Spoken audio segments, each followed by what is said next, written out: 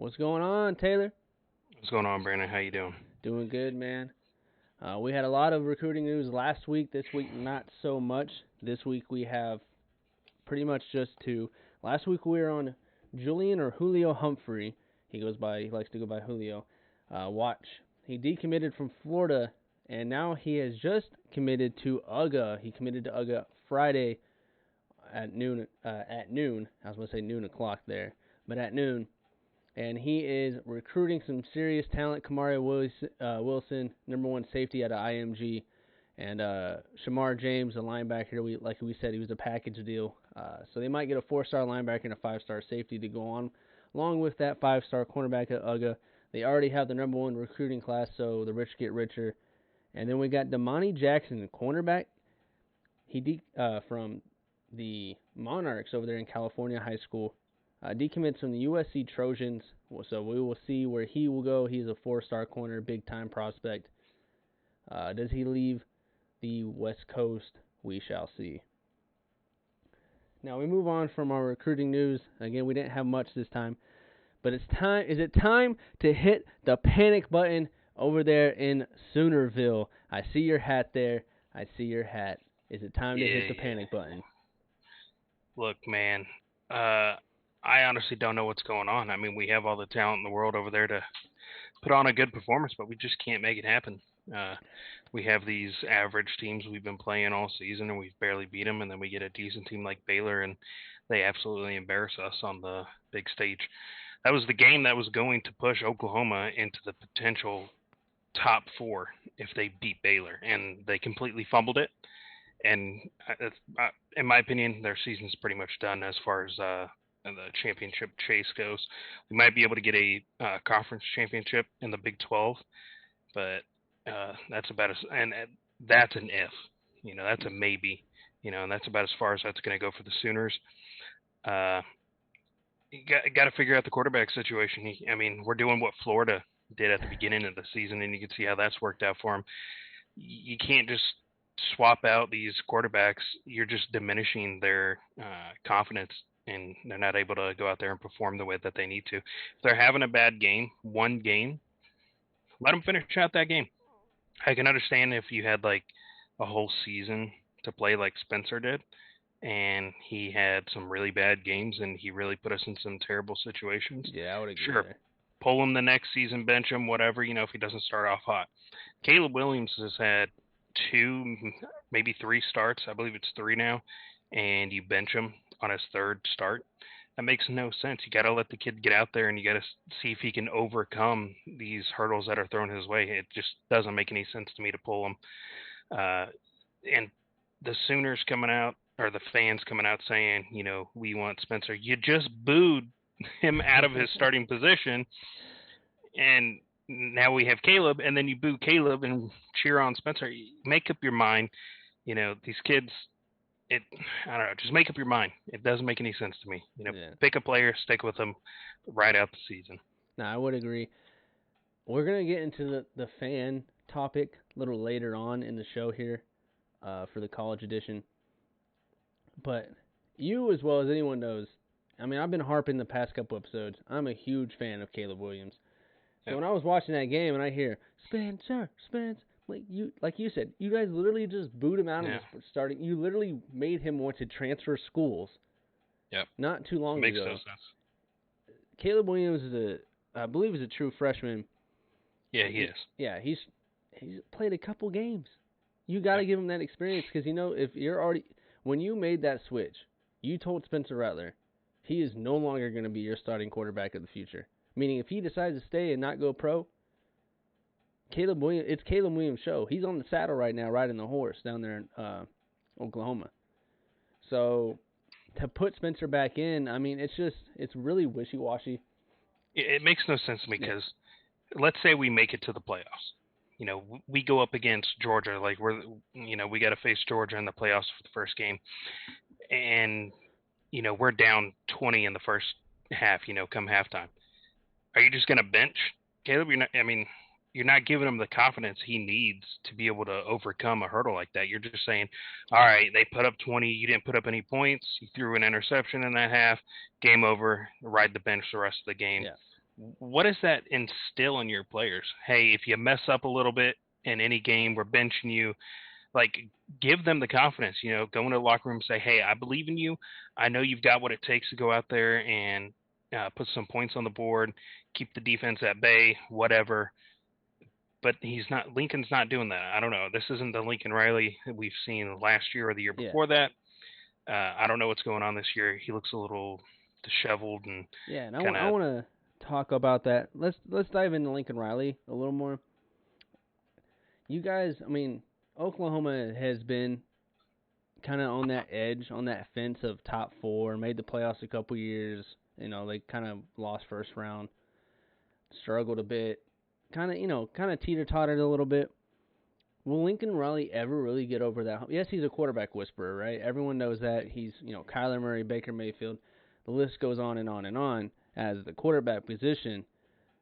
But that defensive side of the ball, I mean, there's three sides to every team, right? To every game. There's special teams, offense, and defense.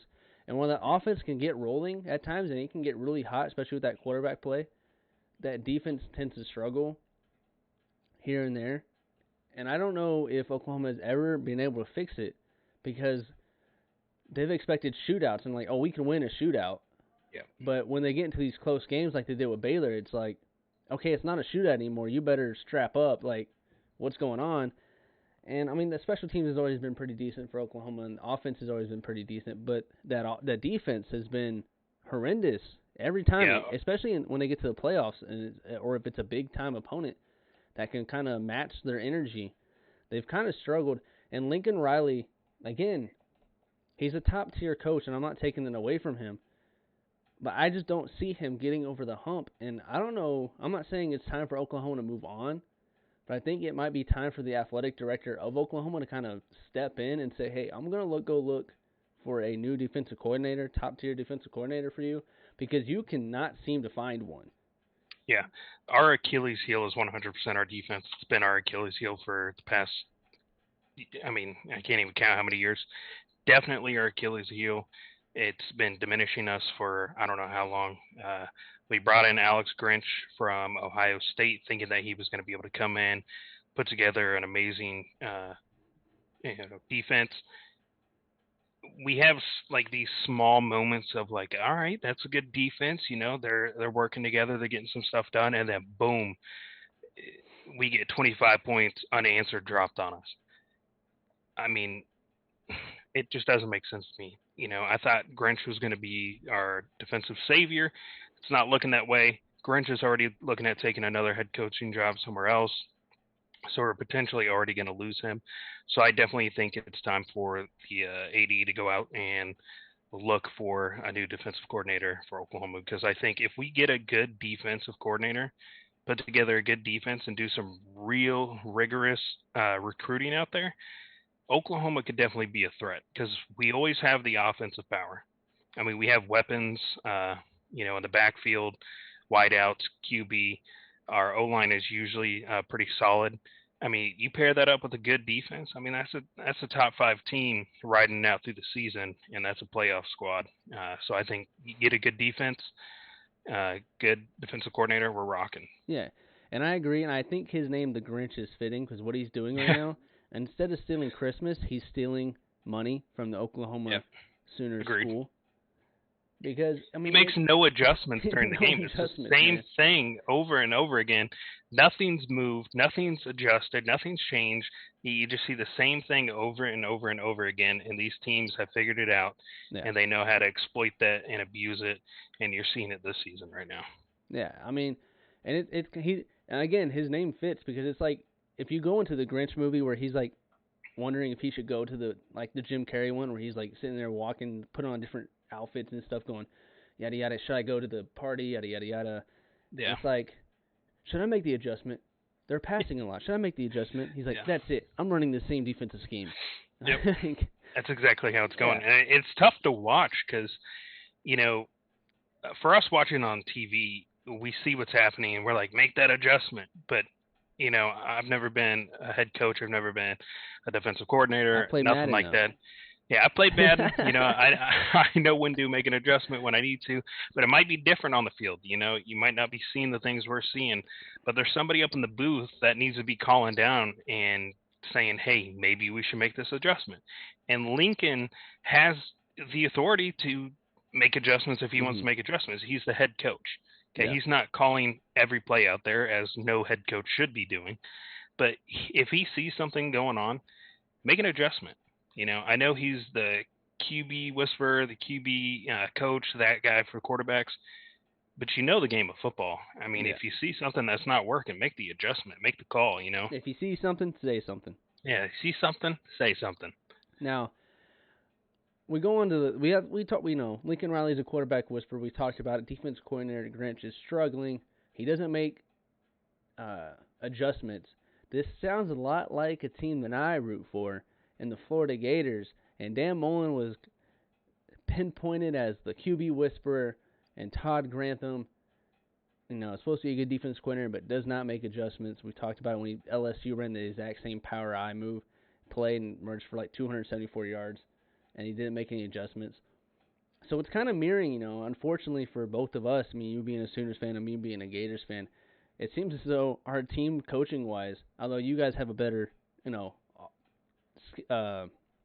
record and all that, it kind of mirrored each other a little bit.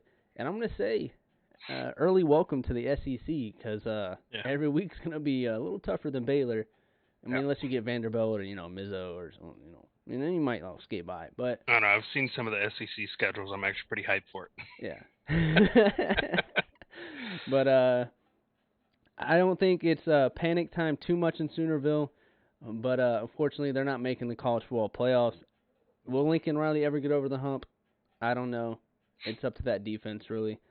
We talked about the college football playoffs. Let's go ahead and bring it up.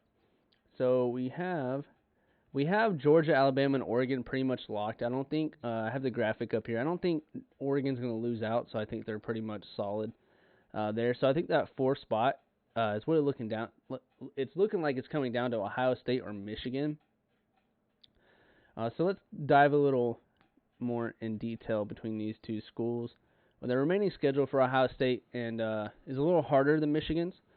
They have Michigan State at number 7 and number 8 Michigan, and then Michigan plays Maryland, and then number 5 Ohio State. So I think if Ohio State wins out, they get in. Yeah. It's simple as that. Because I'm saying Ohio State's going to lose either both games to Michigan State and Michigan, or at least one of those. They're not pulling off a win on both those games, especially since it's one after another. It's not like we play Michigan State, then we get to play like SMU or something, some small school like that. Yeah, something just easy. It's Michigan State, and then you're rolling right into their biggest rivalry, probably the biggest rivalry in college football, Michigan. And I believe they're playing in Michigan. Yeah. I think, and that's hostile environment right there. I don't see Ohio State. I will counter argument. I will say 2 words, one man, Jim Harbaugh. He's on it this year, man. Yeah, he's got Michigan playing hot this year. I think Ohio State has a better roster. They have Olive and Trayvon Henderson and C.J. Stroud, and the defense is pretty stacked. I think they have 3 of the top receivers. Like, their top 3 receivers are incredible. And then they got C.J. Stroud and the true freshman Trayvon Henderson with 1,000-plus yards. I think they have a better roster, but I think, like you said, because they have a harder remaining schedule, Michigan State, yes, they lost a couple weeks ago, but that's still a solid team. And then after getting, even if they win, they're still going to be a little sore, and it's a tough game. They're going to be rocking and rolling into Michigan, who's going to probably play on fresh legs, playing against Maryland. They have Tua's brother down there. That's about it. But I guess a counterpoint to that would be Ohio State won't be taking the game easy because they had 2 hard games back-to-back, so there's no slacking. I think Michigan could get caught slacking. They're like, oh, we'll breeze through Maryland, and then it's Ohio State. So I think, ultimately it's going to come down to that game, Ohio State versus Michigan. I Yeah. would like to see Ohio State sneak in. I think they have a better roster and they're better suited for the football playoffs. Maybe they get a little redemption against Oregon. I want to see Jim Harbaugh get a ring, man. Yeah. I mean, he's been there for so long, and they just haven't done anything. Nope. Wasted money. I mean, they've always fallen out at the end of the season. Mm-hmm. I'd just like to see him get in. I don't personally. I don't think Ohio State. They have more talented players, but they're just not clicking the way Michigan has been. Mm-hmm. Just because you have weapons, and we'll talk about this once we get to the NFL segment. You can have all the pieces in the world, but if they're not in unison, it doesn't matter. And I don't think Ohio State has that perfect unison across the board. But we'll see. Maybe they're starting to figure it out at the near end of the season. A lot of teams do that.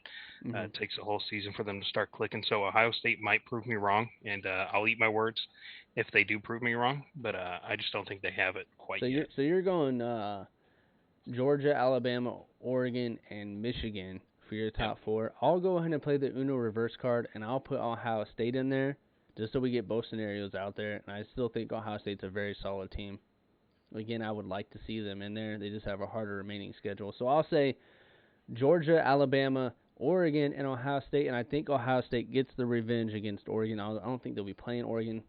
They'll be the fourth seed, so they'll be playing Georgia. While I don't have Ohio State in the top four making the playoffs, I will say Ohio State is the best Ohio team right now. That's a shot at Cincinnati. Oh, man. Cincinnati. Ooh, still undefeated Cincinnati. I'm sorry, but you play nobody. Yeah. Seriously. Oh, man. I know Cincinnati fans are like, Bearcat fans are out there like, but we're undefeated and they lost to Oregon, so we should be there. Yeah, I mean, look. You're playing Division II teams, basically. Come on now. Look, our boy Dayron. I mean, he goes to Cincinnati. Yeah. He doesn't even think they're worthy. No. He thinks they're one of the worst Ohio teams out there right now. They have some good players, though. I will say they that. have good players. They have some good players. They're playing great football, but they're playing great football against really bad teams. Yeah. I mean, Damon Ritter, the quarterback's playing phenomenal. He's probably going to be a first-round quarterback. And you got Sauce Gardner out there in the cornerback position who's been locked down all season. He'll probably be the number one corner taken off. I actually have Sauce Gardner ahead of Derek Stingley. I think Derek Stingley is severely overrated. I think his phenomenal freshman year kind of catapulted him into the GOAT mode. And I think it's time to remind everyone he's still on the farm. And he's not as great as everyone. I think he'll be good. I think he'll be a solid NFL pro. I don't think he'll be as good as Sauce Gardner and Kyer Elam out of Florida. I think Kyer Elam has had better stats overall career-wise outside of that one season for Derek Stingley. So Sauce Gardner, shout out to you, man. I know you're going to go kill it in the NFL, and hopefully you come to Philly because we need another corner. Yeah, you guys need a lot. Yeah, we got 3 first-round picks coming up, so we can't mess that one up. Get something going. But we'll go on. We have some upset alerts, not as many this week. Obviously, we talked about Baylor beating Oklahoma. We had Mississippi State beat Auburn. They're pretty close in ranking. Wasn't too much surprising. Of an upset. Yeah. I can't remember. I think I had Mississippi State winning last week. I'm not sure. Yeah, I think you did. And then we had Ole Miss beats Texas A&M. I think I took Ole Miss again too because I've learned my lesson on picking against Matt Corral. I think Matt Corral was going to be the better of the quarterbacks in this draft. I do not think that Matt Corral is a franchise quarterback. I don't think the quarterback from Liberty, I can't remember his name, Malik Willis. I don't think he's going to be a franchise quarterback. He struggled against Ole Miss. And I don't think Damon Ritter of Cincinnati is going to be a franchise quarterback. I think this is a very weak class for quarterbacks. But out of this class, I think he's going to be the best of the 3. So I'm not going to go against Matt Corral anymore. So those are those 3 games. Texas A&M, they beat Alabama, and then they just kind of flopped. A&M's pulling A&M. We'll move on. We talked about Florida earlier. We talked about, how Florida or Oklahoma kind of mirrored Florida with the whole quarterback situation and defensive situation, all that going on outside of you guys having a better record. Emory Jones, shout out to Emory Jones. He breaks the Florida record for most yards in a single game. I know we've had our doubts and we've talked about you, Emory, but we got to shout you out. We got to give credit where credit's due. 550 yards total in a game. You went 28 for 34, 464 passing yards, 7 touchdowns, and 86 rushing yards. That is a phenomenal game. Even if it's against Sanford, man, you put up 70 points as a team. Congrats. Hey, it's against Sanford, but hey, a record's a record, man. Yeah. No hate. I mean, he definitely went off. It was a great game for him, regardless of the opponent. I mean, that many touchdowns, that many yards, impressive nonetheless. So credit is given where it's due, and for sure. This little snippet right here that many people don't know, Emory was close to breaking the record, and Dan Mullen was going to put Anthony Richardson out there to kind of close out the game, and Anthony Richardson rushed down the sideline when he heard it on his headset and told Dan to keep Emory out there and let him get the record. So while everyone was like, Anthony Richardson's going to leave UF, and he's upset because Emory's playing now over him, and all this other stuff because he struggled against Georgia and stuff. And I still think Anthony's a better quarterback, hands down. Yeah. I think throwing a freshman in his very first start against the number one team in the nation, not smart. I think Anthony is the quarterback of the future, and I think he will be a first-round draft pick when it's his time in a couple years. But the love that you see these two have, there's not many people out there who's like, hey, I know I'm better than this guy, physically gifted, more talented, but I want him to start. And he's earning his due. Yeah, he's earning his due, and he knows what his spot is on the team.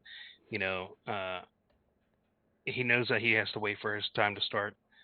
He knows it's coming. He knows he's going to get his opportunity. Mm-hmm. It's definitely not going anywhere. And it's just good to see teammates pushing each other to succeed. It's a team game. Yeah.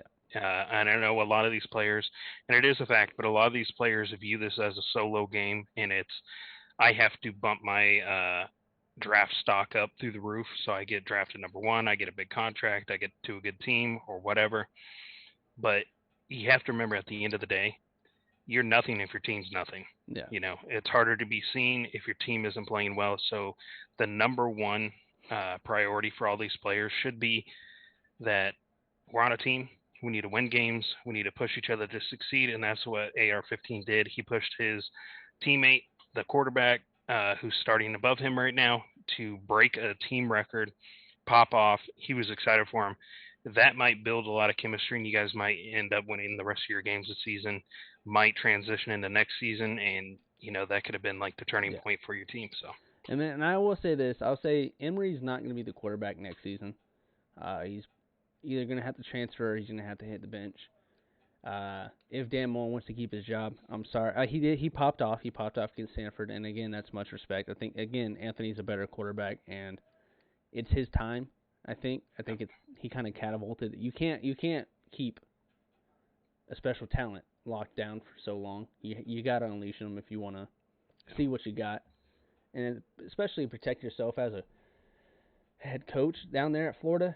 It's a rough season this season, and if he doesn't turn around, he's going to be gone next season. Simple as that. But we do like to see that chemistry, and Anthony, I think that speaks on his leadership, because when times are tough and you know that you could probably go out there and win your team games, and maybe not necessarily we're out of a bowl contention, we're not going to be in a bowl game or anything like that. Yeah.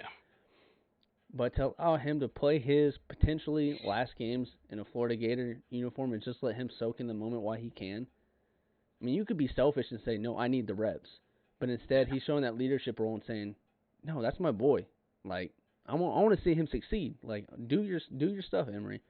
So regardless of the situation, you just love to see stuff like that. And we talked about the fans earlier. We'll move on. We talked about the fans earlier with Oklahoma and let's Spencer dive into this. Yeah. So Emory Jones has caught flack all season, of course. We know. We just talked about it. But it got so bad, fans were targeting his mom to where she didn't feel safe coming to the games to watch her own son play. So while he was focused on that, he was trying to comfort his mom in the locker room, texting her and stuff like that. It's like, hey, it's okay, it's okay. Because, she walks in the stadium and they know that's his mom, and they're like, your son sucks, and yada, yada, yada, and they're berating her and she can't just enjoy her son's game, that's an issue. What's your thoughts? Yeah. So for me, regardless of the level of play, absolutely uncalled for. Uh, you know, these players go out there and give it their all. They're training nonstop. They're going to school, studying. They're giving everything they have mentally and physically to put on a great performance. Even if it's not a great performance, they're still giving it their all. And all the flack should go towards the coaching staff and the players. And that's where it stops. You don't need to be going out there and bombarding a player's mom, dad, brother, sister, whatever. They have nothing to do with it. They're there to support their kid or their family member, whatever. That should be it. That's the bottom line. They're out there to support. And if you're a fan of the team and one of the players' mom are sitting next to you or whatever, you guys are in the same boat. You're rooting on the same team, Yeah. the same players. You know, that doesn't make uh, Florida look good if your fans are sitting there bombarding your starting quarterback's mom. If I'm a recruit and I'm thinking, and I'm between Florida and Texas and UCLA or something like that, and I see this news that starting player mom is being bombarded, I'm not gonna go there because I'm gonna want my mom to come watch me, Yeah. and I'm not gonna want people doing that. That's just gonna irritate me. I'm not gonna want to play for that school because they're not showing appreciation towards me or my family. Yeah, that's losing recruits right there. You're hurting the team more than you are benefiting anything. So I think fans need to know their place. They're fans. That's it. You're not on the team.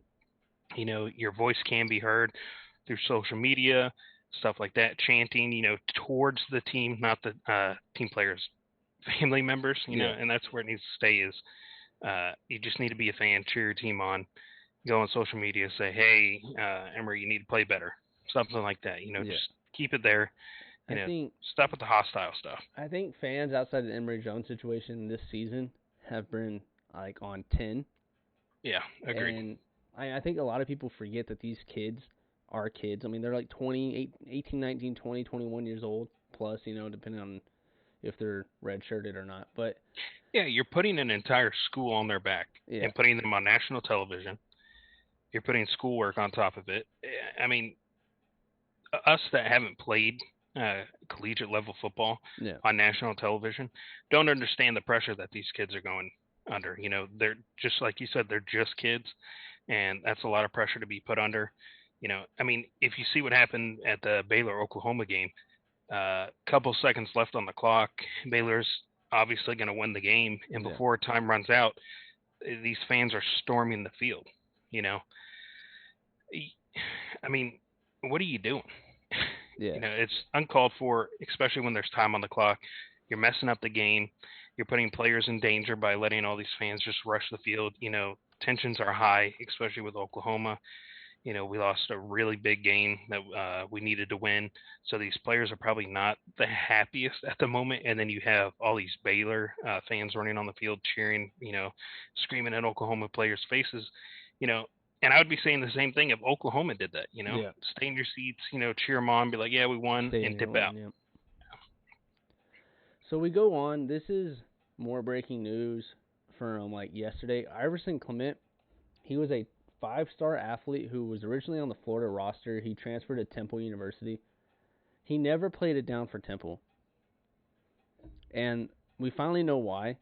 So him and the weight coach or the strength coach got into it in the weight room and just kind of have a yelling match, nothing too serious. And so the head coach told him, hey, you're going to be suspended. And let me see if I can find the exact things. Is that it? Yeah, so Coach Rod Corey at Temple University kicked him off the team because they got into an argument. And he said that you can work your way back onto the team if you basically, chill out and whatnot. And Iverson was like, all right, I'll do what I need to do to get back on the team. I like to apologize to the team. And, I'm supposed to be a leader of the team. He was comeback player watch kind of thing, like breakout player, before the beginning of the season, before he got kicked off. And he wanted to apologize to the coach that he yelled at and all that. And he realized, that's not what you're supposed to do. You handle everything behind closed doors, not in front of everybody. Well, he just brought to light that after he completed the steps and asked coach if he could come back to the team and help the team win, and again, this was before the season, before any games were played. So he should have been allowed to come back. He completed all the steps. Well, he has like recording and pictures and all that. But the coach told him no, even though he completed all the steps, because simply he didn't like him as a man, as a human, as anything. And instead, every day when the kid went to practice, put a picture of him in his locker room to remind him who the boss is. Yeah, that just sounds bad. I mean, all around bad. I mean, I can understand his first step of kicking him off the team. You got to have your coaches back. The coaches are a team themselves. So if a player is going after another one of your coaches, especially a coach underneath you, and it's not warranted, you definitely take the coach's side. And then if you tell a player, hey, we kicked you off the team for this reason, if you do these steps, you can come back onto the team. You got to hold your word. Yeah. Okay. If the kid made a mistake, he owned up to it, he paid his dues, keep your word, put him on the team. Now, putting your photo in his locker room or in his locker during practice, that's so fireable he knows. offense to me. Yeah. What that is taunting. That is hazing as a head coach. Absolutely. That is piss poor leadership. I'm the boss man. First off, you're not my boss man. No, this is college football. These kids don't have a boss. They have a leader. There's a difference between a boss and a leader. All right, you're supposed to uplift these kids and you're supposed to push them to be successful. And putting your photo in his locker is just showing that you're an egotistical maniac in my mind. I'm never going to go and print out a photo of myself, slap it in somebody's locker and be like, yeah, you know who I am. I'm the leader and the boss or whatever. Like, what? I don't even want to play for you. Yeah. I would be transferring the next day. I'd be done. My pads would be packed up. I would want to fight all my equipment gone. Yeah, exactly. Like we're throwing hands out in the back parking lot. After practice is done, if I get your photo in my locker room and you're saying I'm the boss, whatever. Like, listen, now, that's just, you can't justify that. I'm a grown man, and you're gonna speak to me like a grown man. You might be the head coach, and I'm gonna. If I paid my dues and I apologize and I go, hey man, I messed up, I goofed, and you're still holding that over my head and saying, well, I don't like your attitude and I don't like you, so you're just off the team. This kid is trying to make the NFL. This kid is trying to better himself for his family. And what you're doing is being, like you said, egotistical, narcissistic, and you're punishing the kid for making a mistake that he is trying to apologize for. Yeah. It's like he's acting like he's never made a mistake. And then to go the step further and waste printer ink on a picture of himself to hang in the dude's locker room, that's a fireable offense. And I applaud Iverson Clement for not doing anything outside of just, hey, basically telling the athletic director, hey, this is what's going on. You got your staff targeting kids, because he's not the only player on Temple University who's having a problem with his coach. Coach is coming up. You're Temple University. It ain't that serious, okay? The Temple University, you're not winning a national championship anytime soon. Secondly, when was the last time you saw a coach be or act aggressive towards their players and berate them consistently, win a national championship? As far as I know, never. There's a fine line between being a stern coach and being aggressive, and he's past that line. He is now aggressive. You have to find the balance between friend and leader, okay? Yeah. If you look at Nick Saban, he's a friend, he's stern.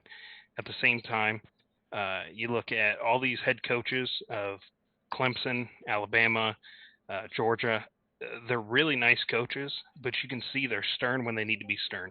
You got to find that balance, and this coach clearly does not know how to find the balance.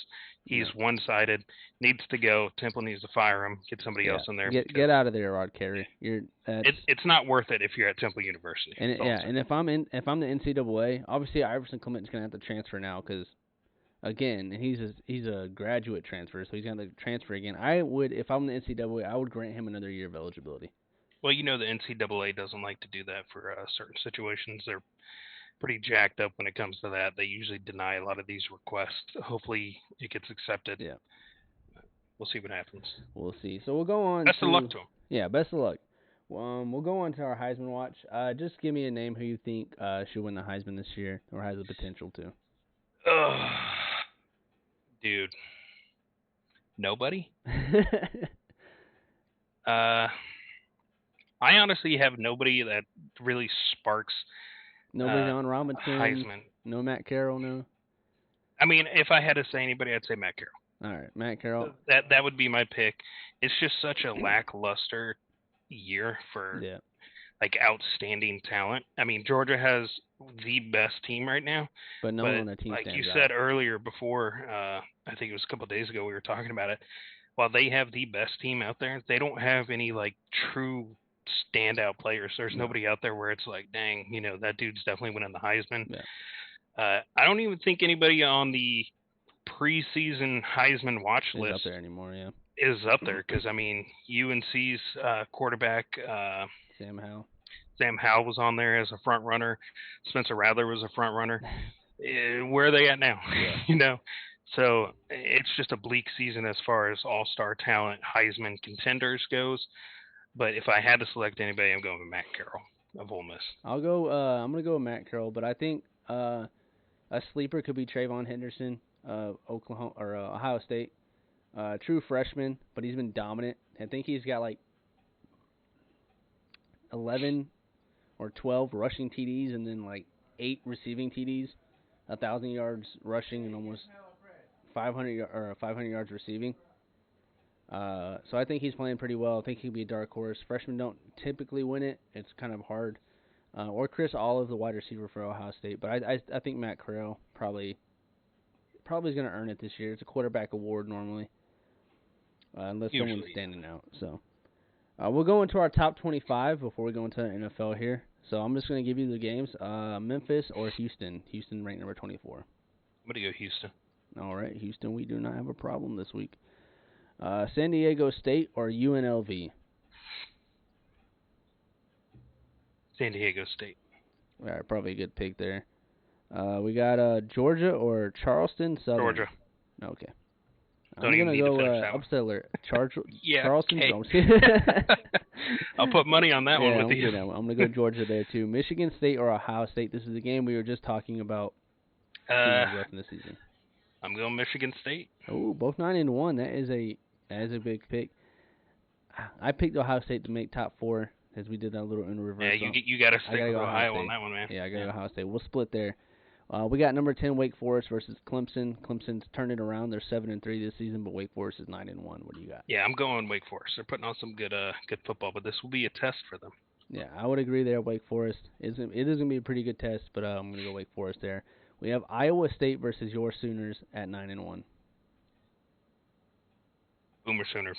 All right, I'm going to go Oklahoma too, but I think Iowa State could be a dark horse. Now we have a 7-2 Prairie View versus Texas A&M. Ooh, Texas A&M. I'm going Prairie View. Write it down. Come on. I am. I will write that down right now. Do it. I'm saying Prairie View at 7-2 beats Texas A&M. Hold on. I'm actually writing this down because look, I write them down every week, but this one. Prairie View should be ranked number 1 in the nation over Cincinnati. All right. We're getting canceled off of this one. All right, then we got Tennessee State versus number 25 Mississippi State. Both are close in records, but I'm going Mississippi State. I'm going Mississippi State too. They're not Prairie View, man. Prairie View is the goated. Nah. All right, we have Illinois and Iowa. Iowa, taking that one. Yeah, it's easy going Iowa there. We have Georgia Tech and Jamari Gibbs at running back versus number 8 Notre Dame. Notre Dame. Yeah, I'm going to have to go Notre Dame too. I think Georgia Tech is, Georgia Tech. We have number 21 Arkansas versus number 2 Alabama. Alabama. I'm going to have to go Alabama too. It'd be cool to see Arkansas kind of knock them out the top 4, though. That'd be nice. Yeah, it would shake things up. It would give Give Oklahoma a shot in the playoffs. All right, number 5 Cincinnati at 10-0 versus a 8-2 SMU. I'm going SMU. Oh Lock it no, in. Write it SM, down. SMU beating Cincinnati. SMU. Oh my Lock lord, it in. Lock it in. Cincinnati. We asked who have you played, and you said SMU. I think you lose this week as well. I'm gonna go SMU. I just don't see it, man. Upset alert. Upset alert. We got number 6 Michigan versus Maryland. We just talked about it. I think Maryland's pretty much a cakewalk. I'm going Michigan. Yeah. What you got? Michigan's got it. Easy. All right, and then we got Nebraska versus number 15 Wisconsin. Nebraska shows up and makes some games hard. Lock me in for an upset. I got Nebraska. You got Nebraska. I'm gonna go Wisconsin. They're the 3 horsemen: Purdue, Wisconsin, and Illinois. I'm gonna go Wisconsin. Virginia and Pittsburgh. I'm going Pittsburgh. Who you got? I'll go Pittsburgh. Yeah, it's pretty. I mean, it's Pittsburgh. We have UAB and UTSA. UTSA is 22. They're still 10-0. They should be ranked number 1 in the nation as well. Prairie View. We are not taking the upset on this. No, I don't. UAB is 7-3, so I mean they're not playing bad. Yeah. I'm gonna go UTSA as well. I think the top 4 for the playoffs should be Prairie View, UTSA, Cincinnati, and Tulane. I'm just kidding. I'm kidding, but I'm gonna go to UTSA as well. They're having a pretty good season for a small school. We got number 14 BYU and Georgia Southern. Which is BYU. right down the road for me. We'll go BYU. I'm gonna go BYU too. Is that at Georgia? No, it's at BYU. I was like, damn, why didn't you just drive 20 minutes to go see that game? Roll on down. Syracuse and NC State. We're going NC State. All right. I'm gonna go Syracuse. Upset. I'm gonna go with it. We have now. Let's see if the bad blood is still there. Number 11 Baylor versus a 7-3 Kansas State. Similar records. No, we're going Baylor. Baylor's got a good squad. No hate. Same conference, but Baylor's a good team. Yeah, and also because if they lose to Kansas State, then it just makes Oklahoma look even worse. Yes. Yeah. I'm gonna go Kansas State. I'm just pulling upsets, man. I'm just throwing them out there. I mean, take me to Vegas because if I get all these right, I'd be a millionaire. Look, I mean, all I'm saying is if you say every game's going to be an upset, you're going to get some. Yeah, exactly. You're going to get some. Exactly. Get some. Go get some. All right, we got number 3 Oregon versus 23 Utah. I'm going Oregon. Who you got? Oregon. All right, I got them in the top 4. Vanderbilt, tough team right there versus Matt Carroll and the Ole Miss. Ole Miss. All right, same. I agree there. And then we have Oklahoma State versus Texas Tech. Oklahoma State. I will agree there. So that finishes out our top 25 picks and predictions. Like most college athletes, we're going to move on to the NFL here. We're going to get started with the Rams. Is it time to sound the alarm? No. Nope. Not at all. Just no. I'll give a little insight and then I'll let you take it away. I don't want to be too biased on this, but no, I don't think it's time to sound the alarm on the Rams. The Rams had 2 back-to-back games on nationally televised games. We've had a lot of pieces shift around. We lost Deshaun Jackson. We added OBJ. A big loss for you guys. We added Von Miller. We had the injury to Woods. There's a lot going on. We've got a lot of pieces that we've added, and we've got a lot of lost pieces. I don't think it's time to overreact to the 2 losses. I think we just need to adjust to the changes that were thrown our way, and I think not this week because they have a bye. The following week, I think we come out, we win in pretty big fashion. I think Matthew Stafford's going to calm down, get a week of rest, collect himself. Because, I mean, if you looked at both games, they were identical to start off with. Yeah. Threw a pick. That pick turned into a touchdown. And then the following drive right after that, threw another pick for 6. So he threw pick, and then pick six. It's like deja vu. Oh, it was 100% deja vu watching that game. It was definitely unsettling for me to watch. I truly expected us to come out and destroy the 49ers. Didn't happen. 49ers have a good squad. They have a potential for next year to be really tough to beat. I don't think they got much going on this year, but Rams will figure it out, in my opinion, non-biased. at all. Zero bias. Definitely not biased. Just want to make sure it's not biased. Mm-hmm. And we'll probably make the Super Bowl. All right, I do have the Rams in the Super Bowl. They're making me question whether I should put them in the Super Bowl, though. I will say Fair that. enough. Um, I mean, it's definitely not unusual for a Super Bowl contender losing 2 games to get bumped out of that spot. Uh, the Bucks are still Super Bowl favorites. nah, Uh, nah. and come on, They it's lost Tom to the Brady. football It's team. Tom Brady. Did you? Listen, They have a similar record to what they had last year, and they won the entire thing. Father Time is catching up. Tom Brady threw like 2 or 3 picks last week. Father Time is catching up. They are on like a 2-3 game losing streak over there in Tampa. Hey, all I'm saying is Tom Brady's been through worse. He's had fewer weapons than he does now. Tom Brady's just fine. All right. Well, with the Rams, I will say this: you guys picked up a lot of pieces. I don't know if it's time to sound the alarm, but I think that the media hyped into Von Miller a little too much. I think Von Miller's still a solid player, but he's not what he once was. So that pick, while it is very much a good pick, hi Arlo, I got my cat up here on me now. While it is very much a good pickup, hopefully he can turn it around. He looked non-existent last game, and Yeah, he OBJ, no impact. I think Baker's calling Matthew Stafford and saying, "See, I told you, it wasn't me." Yeah. There was a 3-way call between Eli, Baker Mayfield, and Matthew Stafford, and they're all on the same page here. It wasn't us. It was OBJ, which I think is false. I don't think it was OBJ's fault for anything that's happened. He's a drama queen, 100%. He does bring some trouble to the locker room, but I definitely don't think the on-field issues are solely because of No, OBJ. and Because I mean, what we saw this past game with the Rams, we saw it the game before, and OBJ was not there. There was no talks about him.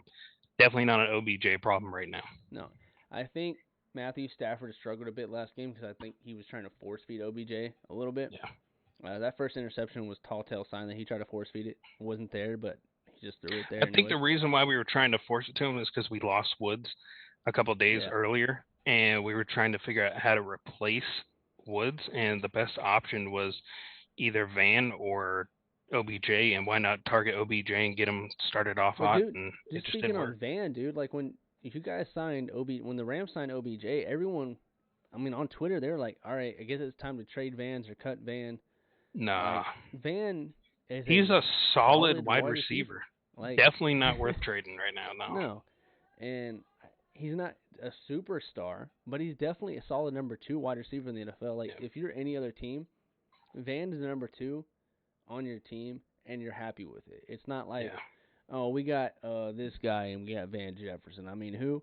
Van Jefferson's a very much capable starter outside of Cooper Cup. Obviously, OBJ has more of that star factor, more of that it factor, maybe more of that yards after the catch factor than Van Jefferson. But Van Jefferson is a very polished wide receiver. And Agreed. I mean, that's be a knock Agreed. because his dad's the wide receiver coach for the New York Jets. So he's been kind of, been polished ever since he's been growing up. Yeah. So I think fans are overreacting with Van. I mean, that's kind of, in my opinion, stupid. A little bias again. He came from Florida, but NFL wise, he's playing solid.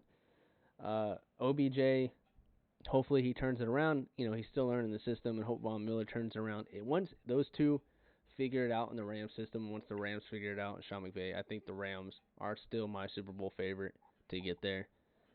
Matthew Stafford's got to kind of fix what he's got going on, but they're still a solid team. The Cardinals are without Kyler Murray right now. Could they potentially, if the Rams need to take advantage of that. Yeah. They're without Kyler Murray. This is your chance to take the number 1 spot to get home field advantage throughout the playoffs and get that first round bye. This is your chance now, and you're kind of letting it slip away. So the Rams, you got to figure it out before Kyler gets healthy. He might be healthy this week. He might be coming back. Yeah. There were some talks that he's going to be able to play, and D Hop is potentially coming back as well. So Yeah. they might be back to full speed. All right. So we'll go move on. We talked about maybe the Rams struggling a little bit. We're gonna reverse it. The Rams started hot. Now they're starting to kind of fizzle off a little bit. We're gonna talk about a team that's fizzled in the beginning, but it's starting to catch a little bit of flame here. through the fire and the flame, and the Kansas City Chiefs. The Chiefs! Pat Mahomes threw 5 touchdowns last week against the Raiders. Are the Chiefs turning it around? Did they finally figure it out? Oh, yeah, I think the Chiefs definitely found the kinks and eliminated them. I don't know what the kinks were, but they found them, eliminated them, and I think the Chiefs are back on a roll again. I think the biggest issue was Travis Kelce wasn't really producing anything, and they found a way to integrate him back into the game. He's playing solid. I mean, he popped off against the Raiders in the first half. Definitely back. So the Chiefs are a team to look out for again. Yeah, and I will say this: the Chiefs are my dark horse. I think they're gonna make the playoffs. The Chiefs are my dark horse to get to the Super Bowl. On the AFC side, I think the Bills are still my favorite on the AFC side. I think Man, they're dwindling, man. They're dwindling, but they're still playing good enough to where I don't want to dethrone. I want to give them another week. They're playing the Colts. The Colts are playing pretty well.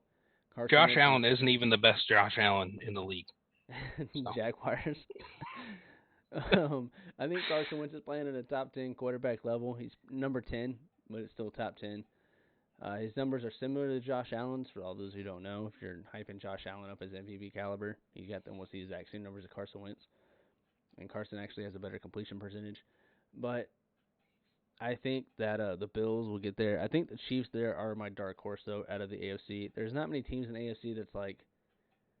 I just don't see many teams in the AFC challenging the Bills. I think the NFC has a harder time getting to the Super Bowl this year. I have the Rams, but the Cardinals are playing well. The Packers are playing well. I think the NFC has more contenders. AFC has more pretenders. The playoffs are going to be wild for the NFC. It's definitely going to be worthy of watching. Cowboys. I mean, unfortunately, I don't want to say it as as an Eagles fan. But I don't want to say it as an NFL fan. I don't want to say it as a fan in general of any sport, even if I was a hockey fan. Yeah. The Cowboys are actually playing pretty well this year. Dak Prescott, though, has kind of struggled the past couple games. You know what I'm saying? So we'll see. But they've won. They've won the past couple games, but Dak Prescott isn't playing top tier quarterback play. So I think the Chiefs can make the push. I think you would agree that they could potentially make that push in the AFC. We move on to the Lions-Steelers game. I know you had a lot to say about this. They went overtime and tied 19-19. Lions field goal kicker missed it from like 30, 40, like barely. It was like a pooch kick that I could have made or you could have made. Shanked it wide right. Your thoughts? I'm just going to let you take this one away. Absolute garbage. One of the worst games I've ever seen in my entire life. And the biggest dumpster fire out of that entire game was Jared Goff. Absolute dumpster fire. He got lucky in overtime because he threw a pick, but it got overturned. I know you miss him down there. I do not miss that guy whatsoever. I'm glad he's gone. He is a perfect fit for Detroit because Detroit does not know how to win games. So he's a perfect fit over there. I'm sorry for all the Detroit fans out there. You guys have been getting the crap end of the stick left and right. You lost your only hope, Matthew Stafford, and now you're stuck with Jared Goff. You're seeing what we saw. Definitely zero potential there with him. And then you also have all these players out there in overtime fumbling the ball left and right. Missed kicks, missed opportunities. Jared Goff underthrowing, overthrowing, throwing picks. Just a terrible game. Jared Goff, though. I mean, that's just normal. That's just golf. That's just golf football right there. But you have the Steelers, who were one of the best teams after they beat the Bears. They had Mason Rudolph out there. Come on. Yeah. Regardless, okay, they just beat the Bears, and they're like, oh, the Steelers are great. The refs won them that game. Okay, the refs were not paid for this game, and this is the true Steelers right now. I don't think they're a good team at all. They've got a good running back. They've got one good wide receiver, in my opinion. I don't really think. I think Claypool's a really good wide receiver. You don't think Deontay Johnson's playing pretty well? He's playing good, but I don't really think he's producing as he should. And Juju, he's out, of course. But I think Juju's more of a TikTok star than anything nowadays. Renegade. Yeah, you're seeing the true Steelers right now. You tied in overtime with the Lions, with the Detroit Lions. Okay, The Detroit Lions don't even have a win, and you tied with They them. have a tie though. A tie is a loss in my book.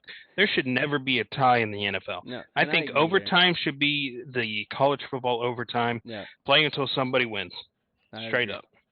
And Najee Harris, the running back, you just talked about him playing pretty well this season in the conversation for Rookie of the Year.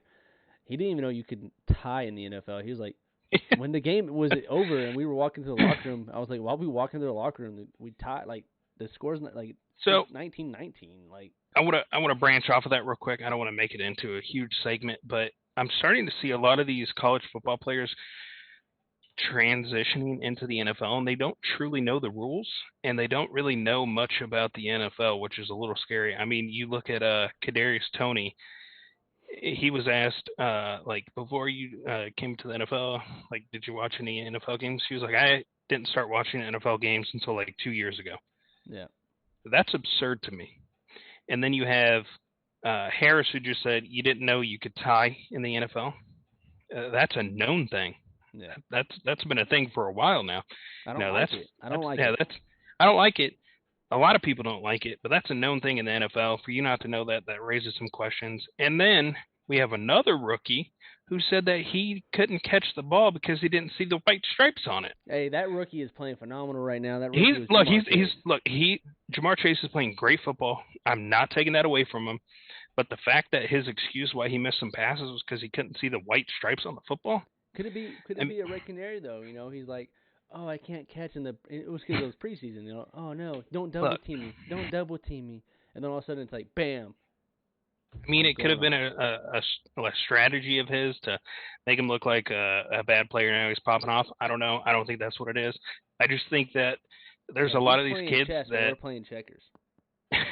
I guess so, but look. It's just a little odd to me that all these rookies are coming in. They either don't know the rules, never watched NFL football. It's just a little crazy to me. You know, if I'm playing football, I'm watching football. Straight up. You know, I'm watching.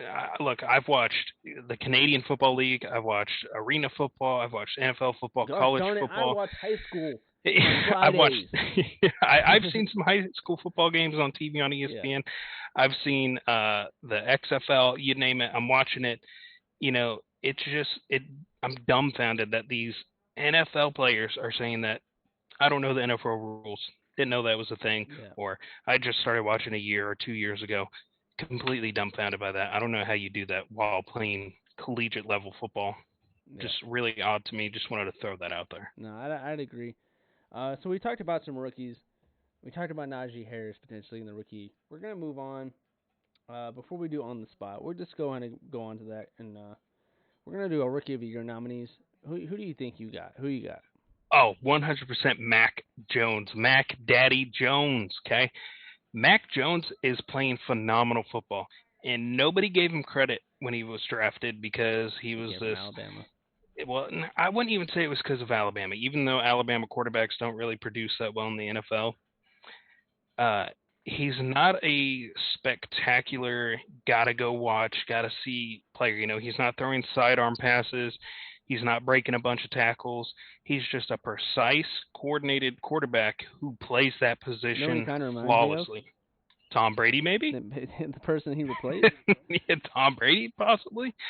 Look, I'm saying nobody gave him credit at the beginning of the season. Everybody said the Patriots were going to be absolute dog crap. They weren't going to win any games. Mac Jones has proven everybody wrong, and in my eyes, that's rookie of the year right there. Yeah, and so Rich Eisen. Not to take away from any of these other rookies, because everybody's popping off this year. Yeah. Rich Eisen came out speaking of Mac Jones, and he said Mac Jones these past 4 weeks has been playing so well. He's playing this offense as if Tom Brady was playing this offense. Yeah. And look, when they played Tom Brady, I believe he had 20 consecutive completed passes against the Bucs, against Tom Brady, and I think it was a nationally televised game. The kid popped off. You know, pressure is non-existent with him. He's going up against the GOAT. He's his predecessor. Peyton Manning wasn't playing. Yeah, Peyton Manning is not in this conversation. We're talking about the GOAT who's still playing. Won a Super Bowl last year. the active Tom GOAT, Brady. but not the, Yeah, in my the opinion, not the active GOAT. the active GOAT. I mean, he is playing phenomenal football. Yeah. I think Tyrann Mathieu actually came out in support of Mac Jones Yeah. too, saying that everybody discredited him when he first got drafted, when he was playing preseason stuff. It's preseason. I don't know why people judge a player off of preseason because nobody's out there giving No it one's their out all. there. Yeah, It's no one's out there preseason, trying. seriously. I would And agree. Mac Jones is probably my pick for Rookie of the Year, but I wouldn't be surprised if Najee somehow pulls it out, or no, Jamar definitely wouldn't be Chase. surprised. Devontae Smith these past 5 games has been the number one out of not even just rookies, but the number one wide receiver rated by PFF. So maybe he could sneak into it. But I think it's a quarterback kind of award normally when a quarterback's playing well as a rookie. So I think I'm gonna have to go Mac Jones. He's just phenomenal. We'll go on to those are our Rookie of the Year nominees, kind of our picks, guys. So if you have yours, let us know in the comments. Maybe you don't agree with Mac Jones. Let us know. Maybe you were like, no, it's Najee. Let us know. But we're going to go to on the spot. Mike White took over for Zach Wilson a couple weeks ago for bar injury. Is Mike White the future of the Jets? That's a loaded question. Loaded like a burrito, man. Because I don't think the Jets have a future. I'm going to say no. Mike White is not the future. I think his first game he played, while he did pop off, he threw for like 400 or 500 yards. Great performance. He's just not that guy. Maybe he's if not that guy, pal. You're just not that guy. You're not that guy. Look, give him an opportunity again later in the season because I know they're planning on starting Joe Flacco ahead of Mike White and Zach Wilson because I don't think Zach Wilson's 100% yet. So they're going with Joe Flacco. I think that's a mistake. You got these rookies. You're not winning anything this year. Play these rookies, get them developed, see what they got, see where you can make some adjustments. Give them that time. Until we see what he can truly do for a full season or a couple of games, because when he was playing the other night, I think 2 weeks ago, he hurt his hand, wasn't able to finish the game. So I think that was against the Colts. So we didn't really get to see much of Mike White to see what he truly has. And then he didn't play well coming off the injury. I just think we need to give him more time. So loaded question. I'm going to say at this time with what we've seen, no, he is not the future of the. So let's go. Let's kind of piggyback off that before we get to our next questions. Mike White or Zach Wilson when Zach Wilson's 100% when he comes back? I'm going Zach Wilson. You put all your chips on there. You drafted him. You got to go Zach Wilson. Yeah, I would agree. I think Mike White was kind of a fluke. He pulled a Josh Rosen. Well, I think I should have been the first pick in the draft. Yada yada. After one game. Granted, I'm pretty sure in just that one game he's thrown more, or he's put up more yards than Rosen has his entire NFL career. And touchdowns. Yeah, so we'll give him. Rosen. We'll let that one slide. There's one thing you got, Josh Rosen. More interceptions, and you can hold. And to be fair, Mike White said that after he put on a pretty good performance, and Rosen did that the night of the draft. Like, dude, you don't even know how you're going to perform in the NFL. And now you just look silly saying that. So yeah, I would agree with Zach Wilson. I think you put all your you draft, you moved up. And plus these other quarterbacks that were drafted ahead of him, they're starting. They've got the entire team. They've got the keys. They're rocking and rolling. Trey Lance, but outside of Trey Lance, but Trey Lance isn't in the conversation for anything right now. He's riding the bench. Great quarterback. He might be the future once Jimmy G's gone, but for right now, out of the quarterbacks that were drafted ahead of him, they've got the keys to their franchise right now. Mike White doesn't, so we can't truly say, oh, he should have been drafted before them because we haven't been able to see him play and start multiple games in a row. Yeah. So we'll piggyback off that. I just added it down. You speak about Trey Lance. Jimmy G has been playing really good football. Oh, yeah. Do the 49ers regret their pick with Trey Lance? Like, they could have went anywhere direction to help the team. Instead, they went quarterback because they didn't trust Jimmy G's ability to stay healthy, but his ability in general. Do you think that Kyle Shanahan and John Lynch regret drafting a quarterback that early when they could have drafted, say, Jamar Chase to help out over there in San Francisco? I'm going to say no. So Jimmy G is not a consistent quarterback. He's a good quarterback, and he can be a great quarterback at times, but he's not a consistently great quarterback. Trey Lance gives you that sigh of relief, like, okay, if Jimmy G's not playing well or if Jimmy G goes down, we've got a great quarterback to come in. I'm not going to say great quarterback, but we have a solid quarterback to come in and take his place. Their defense is one of the best defenses I've seen. I don't think you need to add too many pieces to that.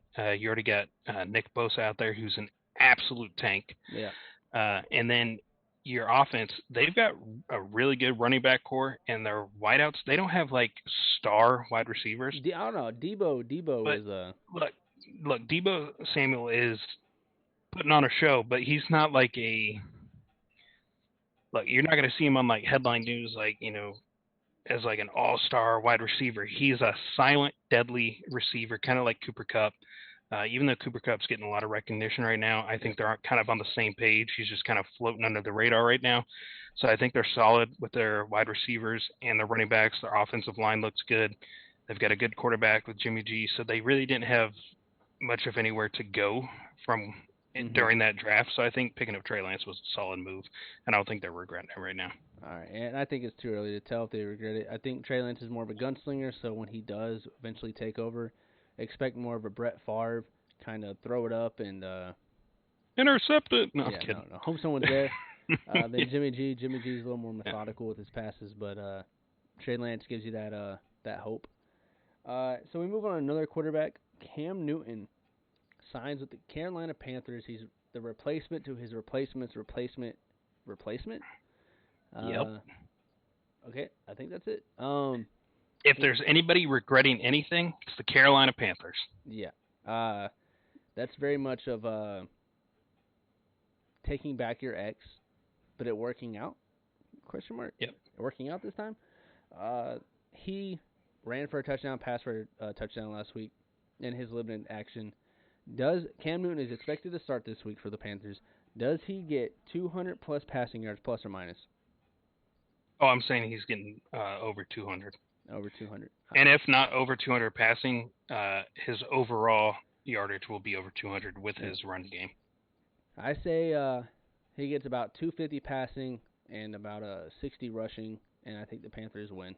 But I think he's finally back. I mean, we had Matt Barkley get picked up before him, and I think Cam Newton kind of got, treated badly by the NFL there. He's Agreed. A top tier. I don't want to say top tier. He's not top 10 or anything like that, but he is a quality starting quarterback in the league still, even at his age. And I think the Panthers get their guy that they already had before but got rid of. And I don't know. It's a big debacle. But Sam Darnold, they finally figured out Sam Darnold is who we thought he was. I said when Sam Darnold was being drafted and everyone was praising him coming out of USC that is going to be one of the biggest busts in NFL history. Overhyped. Yeah. Overhyped. Yes. Sam Darnold's definitely a backup quarterback at any level. Doesn't need to be a starter. He's shown that time and time again with the Jets and now with the Panthers. Panthers definitely made a mistake when they initially let Cam go. I think the Patriots made the right decision. Cam Newton does not fit the Patriots' style of play. Yeah. I think Mac Jones is the perfect fit there. I do think Cam Newton should have been picked up sooner. As you know, I've been very adamant about Washington picking up Cam Newton. Yeah. Washington, you messed up. You could have had Cam Newton. You got Ron Rivera, Cam Newton. The reunion that would have brought you bliss and happiness and wins is now no longer an option as of right now. And I think the Carolina Panthers are going to be solid for the rest of the season because Cam Newton is hungry. You saw, his first play was a running TD. His second play was a pass TD. Yeah. His first two touches on the ball were TDs. Definitely do not need to put Walker back in the game. While Walker's a good quarterback, he's definitely not a starter. Yeah. Cam Newton deserves that spot, and I personally don't want to see any transition during the game like we saw last week. Cam Newton deserves it all the way through the game. I do feel bad for P.J. Walker marching the Panthers all the way down the field just for the head coach to be like, all right, put Cam in. It's kind of a shaft to Walker, but we all know that Walker is a backup quarterback. Yeah, and I think he's just happy to be on a roster. Yeah, agreed. Because The Speaking of XFL didn't work out, so on the roster, Le'Veon Bell was just cut by the Ravens. He's no longer on a roster, and he put in his Twitter bio washed and uh, cancer or whatever to the locker room and all this other stuff. personal hype right there. Yeah, is Le'Veon Bell washed, or is he just not finding the right fit yet? If you're not washed, wherever you're placed, you can find a spot to shine. I'm not going to say he's completely washed. I'm sure he'll find a spot on a team because it's Le'Veon Bell. He was at one point one of the best running backs in the league. But personally, I think his career as a starting running back in the NFL is over. Did not work out with the Jets. Didn't work out with the Steelers after all that stuff happened, and it didn't work out with the Ravens. Unfortunately, his starting position in the NFL is completely gone. I'll be surprised if he gets picked up this season unless there's another move. Yeah, he was on the Chiefs, and that amounted to nothing. I even forgot to put it on the list. Yeah. So I don't think he's going to be that guy. He's not that guy, bud. You're not that guy. So unfortunately, unless there's a pretty big injury that happens, I don't imagine him getting picked up. Maybe next season he'll find a spot. I don't know. But as of right now, he's off the roster for the rest of the season. I will say this: I think he'll find a spot. Like you said, he's not. I don't think he's a starter anymore. He's kind of proving people right though with his little Twitter, tirade of changing his stuff to wash and crappy rapper and cancer in the locker room because you're more worried about what people are saying about you than your game. Yeah. Take a step back, have some self accountability, and be like, I'm not playing to my standard of football. I used to be considered the best running back in the NFL, and instead of working on your craft and trying to better it and get to that point again into your tenure, you're sitting there like, what did the fans say? They're saying I'm washed. People are saying I'm washed. Oh, my God, I got to put that on my Twitter bio because I got to let them know that I see that. As an athlete, you are not supposed to allow fans and the media to see that you see what they're saying about you. You're supposed to in one ear and out the other. Look, he needs to take a page out of Antonio Brown's book. We saw everything that happened with Antonio Brown. He went off the rails. Everything the media said about him, he went out and addressed it, went absolutely crazy.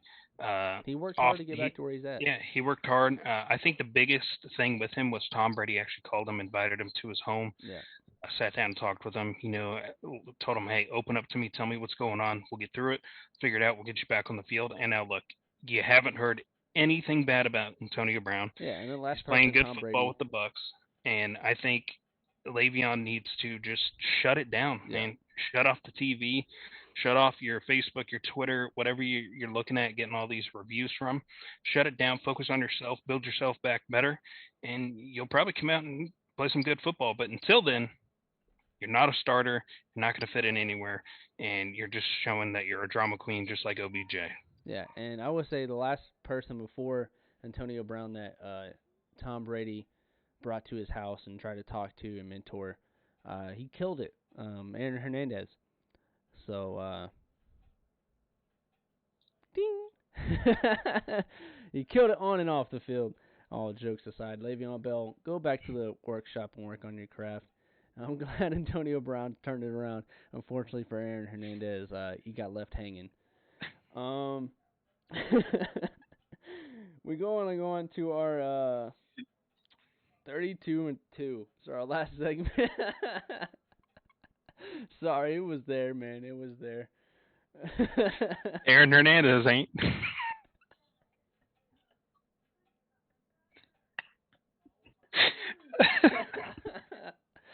Oh man. Oh man. Run this 32 for 2. Oh man. All right, we're gonna start Thursday. Speaking of Mac Jones, Patriots versus the Falcons. Who you got? I got the Patriots, even though Matty Ice is playing some decent, phenomenal something football. I don't know what's going on. Yeah, he definitely improved against the Cowboys last year. All right, I'm going to go, we got the football team versus the Panthers. I think Cam Newton beats Ron Rivera, his former coach. We got the Ravens and the Bears. Ravens, if Lamar plays. He's got an illness right now. If Lamar does not play, I'm taking the Bears. All right, we got the Dolphins versus the Jets. Similar records. Joe Flacco starting for the Jets. Everyone knows how I feel about Joe Flacco. I'm gonna go Dolphins. I'm just gonna go Flacco hate. Dolphins. Yeah. Colts versus the Bills. Ooh, pretty similar matchup there. Yeah. I think Carson Wentz and the Colts are going to take that one. All right. The Bills have been struggling, so I could see it. We have the Lions and the Browns, both solid teams. I'm lying here. I'm gonna go the Browns. Okay. think, We can only hope they win that game. Yeah, I hope if they don't, then Baker Mayfield, sorry, bud, been sticking up for you. But we have the 49ers versus the Jaguars. Who you got? 49ers, next question.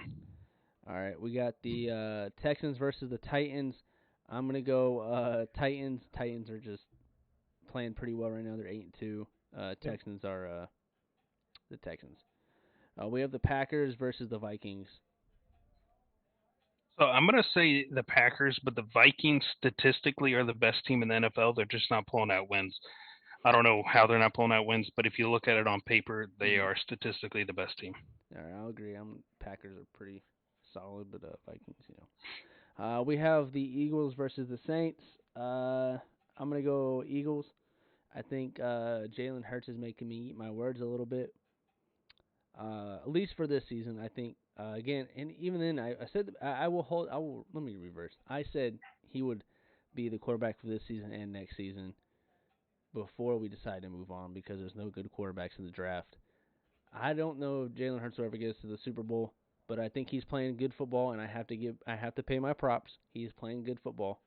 There are times where he still misses, but I pay my props. I'm gonna go Philly. I think the Saints without Jameis Winston are pretty subpar. We have the Bengals versus the Raiders, identical record at 5-4. Who you got? They're both kind of falling off, but I think the Raiders have more going on, so I'm going Bengals. All right. We got the Cowboys versus the Chiefs. Ooh. No bias here. I'm going to say Chiefs. I hope to God it's the Chiefs. Chiefs, please win. Oh, man. If I have to hear, this is our year for another 20 years. Jeez. We them boys. We them boys. We have the Cardinals versus the Seahawks. Who you got? Cardinals. I don't know what's going on with the Seahawks, man. No. Hey. They didn't even put up a point last week. Nope. And Russell Wilson played. Yeah. With the Steelers versus the Chargers, I'm going to go Chargers. I think, listen, Chargers, you need to let Justin Herbert loose. You boxed him in last week, and that's why you lost. The man's got a cannon arm. He's accurate. Stop limiting him and let him flourish in your offense like he was once before. Stop hindering him. But I think the Chargers get it. Then we have the Giants and the Buccaneers to end the games. I think the Giants are definitely going to take a L on this one. Bucks. All right, you have the Bucks winning. Father Time is not catching Tom Brady at this moment, was what Taylor's saying. I disagree. We're going to go on to our hot takes. Hold on. Time out. Are you saying that the Giants are going to win that game? No, I'm not saying they're going to win that game. I'm saying Tom Brady and Father Time are coming to Gotcha. Okay. No, I don't think the Giants are going to win that game. All right, so our hot takes. I have mine. I'll let you have yours, and okay. I'll say mine. Mine's going to be a little out there. I don't think anybody's going to see this one coming, so it is a hot take. Pete Carroll does not need to be a head coach of the Seattle Seahawks any longer. What? I believe that the Seattle Seahawks and that franchise need to now move along from Pete Carroll to Nick Saban. Oh. Bottom line. That's it. I'll let people in the comments come after me, but I think his time with the Seattle Seahawks is over. That is a. I'll throw one for the Seahawks there. Jamal Adams is an overrated and overpaid safety. Absolutely, Jamal Adams is an overpaid, overhyped safety. Absolutely. He got his third interception in his career. He doesn't even know how to catch a football. I will say Vince Wilfork had 3 career interceptions before Jamal Yeah, Adams got 3 career yep, interceptions. he is tied with Vince Wilfork. So let that sink in, Yeah, Seattle fans. that's your safety. He's more Yeah, of a that's your linebacker. safety. All right. Yeah. My hot take, and this is more of a prediction for the future, so this is gonna kind of just go. Mac Jones, and this is scary for people who did not like the Patriots dynasty. Mac Jones will go down as a better quarterback in the Patriot system than Tom Brady was. That's my hot take. I think Mac Jones, at this point in his career and the ability that he has to grow in the ceiling, will be better than Tom Brady was in his tenure in New England. I think Mac Jones breaks his records. I think Mac Jones. I don't know if he wins more Super Bowls. I think Super Bowls are more of a team win. I know everyone likes to give all the rings to Tom Brady, like he played offense, defense, and special teams. But I think he'll have better career statistics and a better handle of the Patriots offense than Tom Brady ever did when he was with the Patriots.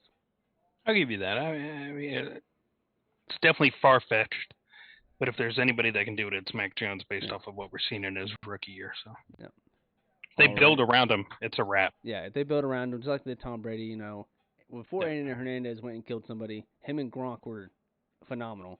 People were saying Aaron Hernandez was better than Gronk. So if Bill Belichick can go out there and get those janitors to suit up like he did for Tom Brady, I think Mac Jones has got it, man. We'll go on our conclusions. Here's a little snippet that I forgot. We keep talking about Aaron Hernandez and we made jokes and all that. Wes Welker, I don't know if you know this. Wes Welker told a story. Yeah. So he walks in, guys. The boy's playing with fire, man. Yeah, man was playing with fire. Wes Welker walks into the film room, and a rookie, all right, rookie said, "Hey, man, yo, how do you turn this prompt on? I'm trying to watch film. How do you turn the TV or whatever on to get the film put up?" And Wes Welker said, "Figure it out, kid," and then walked away. And that rookie said basically "F you, Wes," and started yelling at him and stuff. That rookie was identified as Aaron Hernandez. So Wes Welker was playing with fire when he gonna one. It's dumb. I know it's hazing because he's a rookie, but like you're on the same team, so it makes no sense why you wouldn't help someone who doesn't understand how to get the film put up. But it was Aaron freaking Hernandez, which later we find out was pretty good, killing it on and off the field. It was an insane story, man. Oh, man. Wes, you lucky to get out alive, man. Yeah, you're lucky to escape that one, man. Yeah, 5'8". I don't know. Yep. Looking like an accountant. Let us know your picks down in the comments. Let us know your hot takes. Let us know whatever you want to let us know. We'll bring it up onto the Sideline to Sideline next week. Again, we release an episode every Wednesday.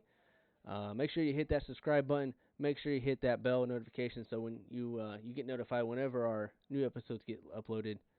And make sure to hit that like button as well. Or dislike, you can let us know maybe what you don't like what we're doing. We can you hate this channel, let us know. Yeah.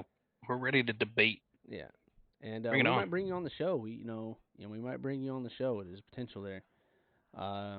We've had some hot takes, but thank you guys for watching, and see you guys next week.